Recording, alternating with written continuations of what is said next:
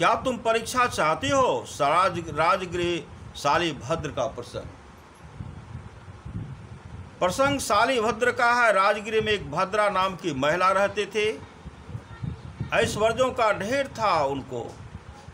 कहते हैं सम्राट सैनिक भी उसके वैभव से ईर्ष्या करते थे।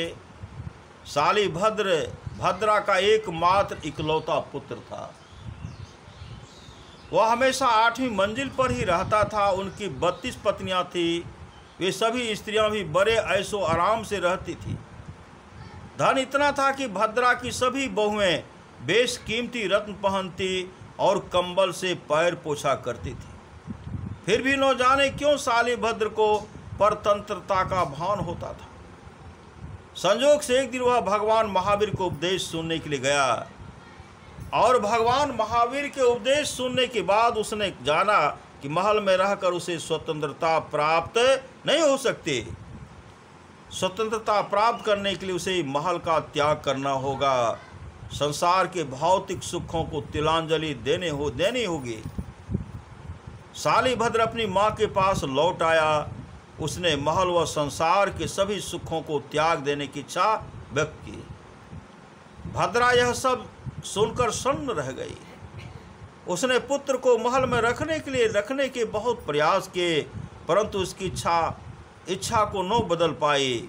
अंत में वह पराजय स्वीकार करके बोली, अच्छा पुत्र, मैं तुम्हें सन्यासी बनने की आज्ञा देती हूँ, किंतु तुम अपनी सभी पत्नियों को एक साथ ही त्याग मत करो। श्री सद्गुरु महाराज की जय। प्रतिदिन एक एक पत्नी का त्याग करो।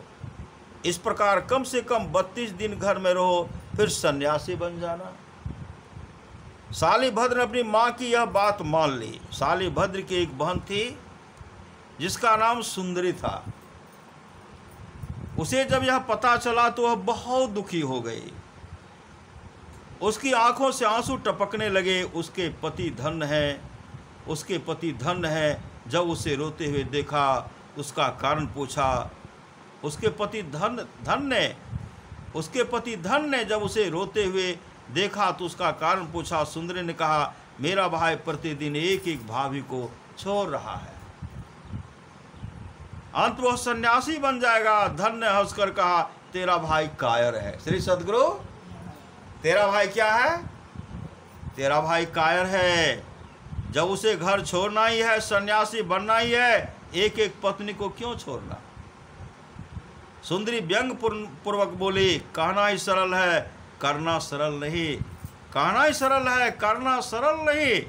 कौन कहता है कि करना सरल नहीं है? क्या तुम परीक्षा चाहती हो? ठीक है, मेरी 8 पत्नियां हैं। मैं अभी इसी क्षण उन 8 का परित्याग करता हूँ।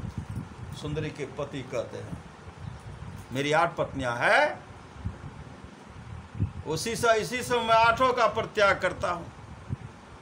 इस प्रकार धन शालिभद्र से बहुत पहले ही जाकर भगवान महावीर से दीक्षित हो गया। शालिभद्र को जब यह पता चला, उसे स्वयं पर लज्जा आई।